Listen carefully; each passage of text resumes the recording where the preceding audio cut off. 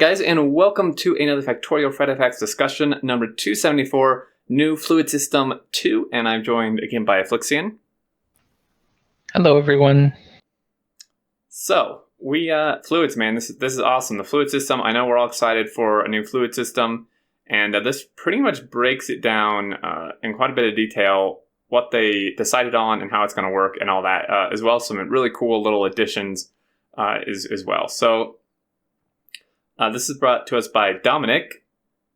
It's pretty much finished at this point, so it can tell us facts instead of speculations, which is awesome. And we'll find out how the new algorithm will work for some handy usability features. So, in a previous Write Effects, I wrote about how it all started and why we were doing it and what the plan is and such. There was huge response from all of us, and I want to thank everyone for the contributions. Apologize to readers at the beginning. I started responding. Okay. So the forum users produced many ideas on how the system could work. About a third of them was a fluid teleportation. Many were known, but many were entirely new and interesting. What intrigued me was a large variety of backgrounds that came from different kinds of engineers, mechanical, CS, electrical, mathematicians, physicists, and even people with real pipes hands-on experience. I won't go through them here and can find them on the forums or Reddit.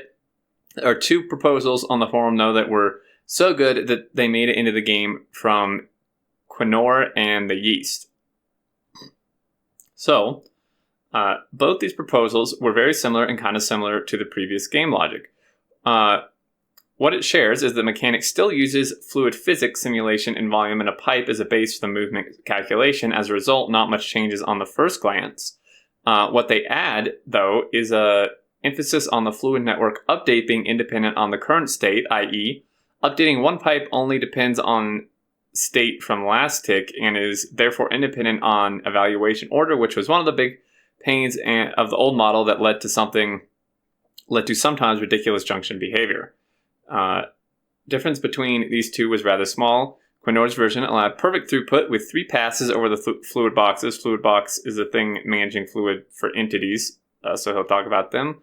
While yeast one was 2 pass with a quarter throughput. What was outstanding, though, is that the yeast, a physician, supported the model with a nice theoretical background, and what's more, he made an amazing JS simulator, which you can check out here, to test and compare various modifications of the model. Because that extra pass in Quinor's version was too high a price for the perfect throughput, I went with the yeast 2 pass 1. So since the old algorithm only used a single pass run by entities for the update, I first needed to overhaul the whole system to allow accommodating the new one. Going from 1 pass to 2 passes necessarily means higher complexity, so we made a big effort to optimize everything we could to make sure we will still end up fast in 0.16. And now the new algorithm, which Flixian, you can talk about, because pretty much all of it went straight over my head. Well, let's recap what we just read. Essentially, they were trying to find a new algorithm. They, I guess, in a sense, crowdsourced it, and a couple people on the forums came up with some really good ideas. And these two made the cut. And eventually, they decided on the 2-pass algorithm from the yeast over the 3-pass algorithm from Quinor. Right.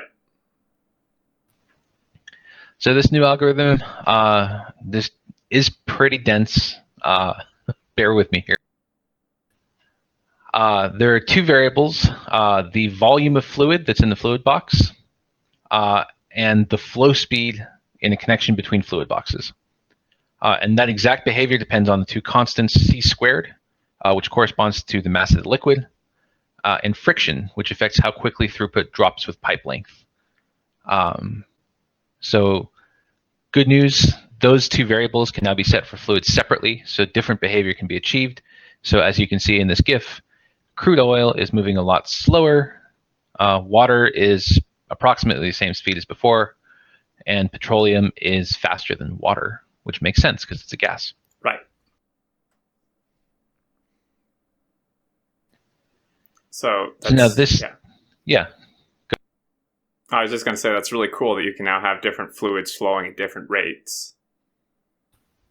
Yeah, and in a way, it's actually more realistic because crude oil is thick and sludgy, whereas water is pure liquid, and petroleum gas is gaseous, Right. as you can tell from the name. Yep. So this simplified version of the algorithm is update the flow speeds on all connections, and then move the fluids along all connections. The vast majority of the work is in that first step to actually calculate the differences. The second step is to just actually do the movement of fluid. Okay. So that step A, or step 1A technically, you calculate the difference of the fluid column. Input's always 0, output is max. Multiply that by c squared, and then apply some algorithm for damping waves.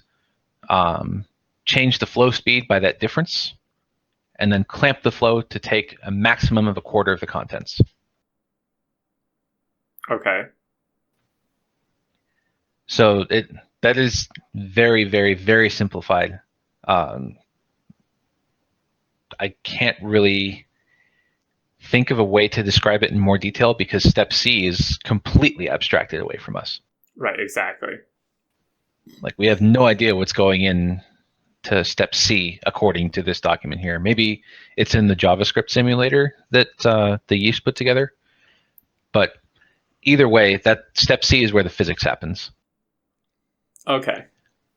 So it essentially, if I'm understanding this correctly, it calculates the difference between this fluid box and its neighbor, and then applies the variables regarding how quickly things can move from fluid box to fluid box, and then caps it at a quarter of the contents per tick. Okay, I see. And then obviously step 2 is just move that amount of fluid from one fluid box to the other. Okay. I mean, yeah, that definitely seems simpler. Because, it's simple to understand based on this explanation. I'm sure the calculations that go into it are not simple at all. Mm-hmm. But because this algorithm is so simple and works so well, and also requires only very, very small changes to what they had before, this was the clear winner. Right. The main downside is that it can only move a quarter of a fluid box content in one tick. Okay. So to compensate for that, they increased the size of fluid boxes. Another downside is that fluids might seem to travel very slowly into empty pipes, but that's actually pretty realistic and looks nice. We don't really have teleporting fluids in real life, so it's going to take some time for the fluid to propagate through the pipe network. Mm-hmm. Yeah, I mean, that makes sense. We're still going to have what I know some people in the community have described as the sloshing effect, where waves and oscillations, but that's just a result of the physical model. And with the damping that they put in step C, the waves and oscillations are a lot smaller than they would have been in the past. Right. And you can see this next GIF here with the pump that it's actually like spreading to the various connections and T's like how you would intuitively think it would. Whereas, currently it would not do this at all. It would just not work. Because it hits the first junction and then splits evenly the 3 directions and then splits evenly again from there, so on and so forth. Yeah, it's behaving the way you would expect fluids to behave. Right. Which is really nice because, I mean, aside from the performance, that's the main complaint, is that currently in GR16 and before, the fluids behave not even close to how you would expect fluids to behave. Yeah, exactly. Side effect of that is that pipes to ground won't help you with throughput anymore. And different fluids actually move differently. So from what I can tell, this is water in this GIF. Mm-hmm. Yeah, so that's a pretty good flow rate. It looks realistic. it looks like that pump is filling this whole system up, and the wave of water is progressing through it in a realistic way. So I like this. This is good. Yeah, same here, definitely. And I'm not sure if they go into this later, but I mean, they haven't really said, like, I think they do go into it later. Performance-wise, how much it's changed. I hope that it managed to increase performance as well, because, I mean, that's another huge thing, but I think they do discuss it later. We'll see in a little bit. Yeah. So, moving on. Yeah, and then another nice thing is, because of this new calculation, we have the flow rate in the tooltip. Right, exactly. Yeah, which is what I was going to touch on. So you can see here, you just mouse over a pipe, shows you the flow rate, which is super nice. Instead of just having to, like, guess. So, thanks to those guys on the forums for coming up with the, algorithms and models. That's super cool that they were managed to kind of take those from the community. But now we move on to efficiency. So here we go. So the overhauls and optimizations in the previous Friday facts cut the update time by some 50% and up to 10 times on some high-end CPUs. Introducing the new algorithm made it immediately 30% slower. Long story short, through various fixes, including small changes that made the algorithm one pass again, this increase was cut down to 15%. So the overall result is that the fluid update is still a lot better than it was before. I'm still debating the segment merging, as it is not that simple and it would cost simulation some detail. It is a low priority at this point compared to other parts of the update time. So that segment merging is essentially the belt optimization for pipes. Right. So I'm a little, maybe I just understood this wrong. I feel like on the second part where they say this increase was cut down to 15%, did they mean to say decrease in regards to because like no so the optimizations from 3 weeks ago cut the update time by 50% and sometimes up to 10 times on high-end CPUs. Right. From there, the new algorithm increased the update time by 30% over what we had 3 weeks ago, but with various fixes, that increase was cut down to 15%. So it's only 15% slower than it was before. I misread that. I misunderstood. Okay, so yeah. So, it's still pretty good. Overall, that's still like, 50 minus 15, that's still like a 35%, give or take, different increase. Well, in performance, decrease in the actual calculations. Yeah, it's a little slower than it was with all the optimizations, but it's still a lot faster than we currently have. Right.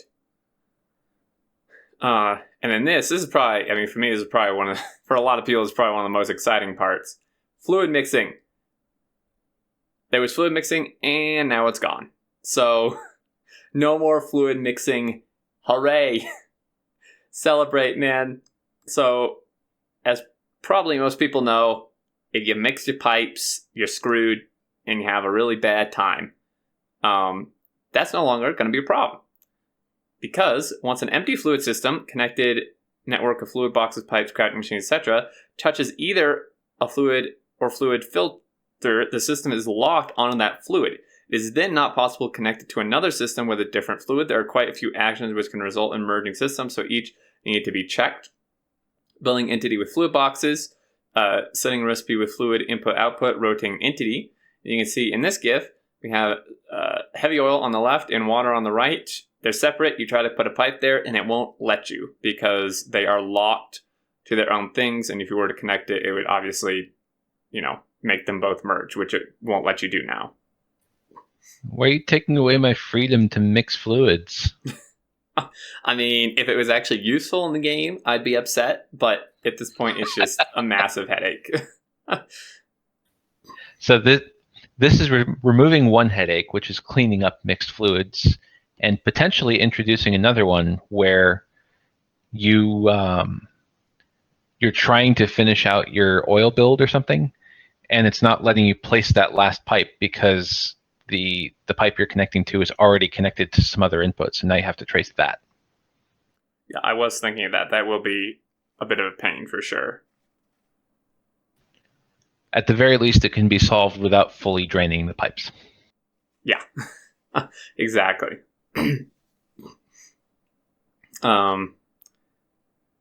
Please note that the old saves have to work with this, so if your save currently contains some fluid mixing setup, it will be automatically fixed upon loading it. This will be done during migration. I mean, most maps shouldn't have mixed fluids because then your stuff wouldn't work, but if it does, it should automatically be fixed, theoretically. And then... Theoretically. It's the save game migration that they touched on in the Friday Facts a few weeks ago. Right.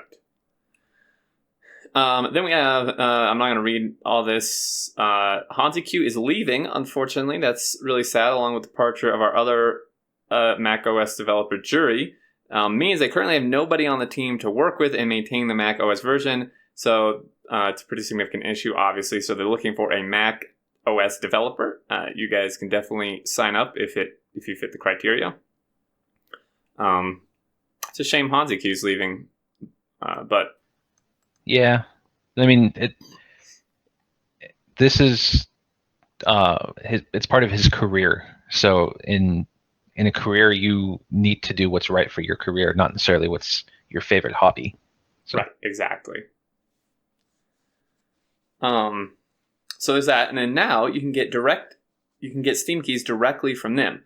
So they've long sold the game through our own website, which involves receiving a code and then registering an account. I've received quite some community feedback, and from this feedback, we have decided to start selling Steam keys directly through our site. On the buy page, we'll be given the choice of a website key or a Steam key, as you can see. It's fantastic. We hope this will be more convenient for a lot of people, especially for those wanting to gift a copy of the game this holiday season. So that's really nice, much more convenient for sure. Yeah, more options to buy the games. Always welcome. Oh, yeah. And then Steam Awards. So the voting has started for Steam Awards 2018, and Factorio is nominated for Most Fun with a Machine. There are also 2 other Czech games nominated for the same category, so the country is well represented. So definitely go vote, guys, for Most Fun with a Machine for Factorio. Hopefully we can get it up there and maybe even win. And then lastly... Do that. Yeah, do that. I already voted, so... So this is pretty cool. So Corvex, a new species of scorpion... I'm going to wreck this name. Neobuthus? I think. Neobuthus Factorio. Yeah, Neobuthus Factorio was just identified and classified. My father has a hobby of going not only to dangerous places and identifying undiscovered species of scorpions and spiders. He offered to name one of his classifications after the game for fun. You can find the full publication here. So that is awesome. A scorpion named after Factorio. That is super cool. Factorio has made its imprint on the scientific world. Yes. You wait still until they start naming cockroaches and worms after him too. Then we're in trouble. Well, I was going to say, didn't it already have its impact on the scientific community by making us lose hours and hours and hours of sleep? Yeah, probably. It's probably had some negative impact somewhere for some scientific discovery because the person working on it didn't sleep. But that pretty much covers it. The fluid stuff is awesome. It was kind of a bit heavy part of it, but overall it's good. Performance increase. It'll flow much more intuitively for sure. And no more mixing of fluids, which is great. But, as Felixing said, it does have a little bit of downside. And then some other cool news as well. So really, really great Friday Facts for sure.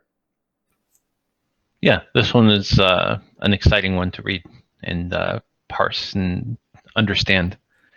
Let's hope they don't do that next week for you. I know, right? But yeah, I know a lot of people like the technical stuff. So, but yeah, I think that's gonna do it. You have anything else to add? No, that's it. This was fun. Indeed. All right, that's gonna do it, guys. Until next week, thank you for watching. Leave your thoughts below, and we'll see you later.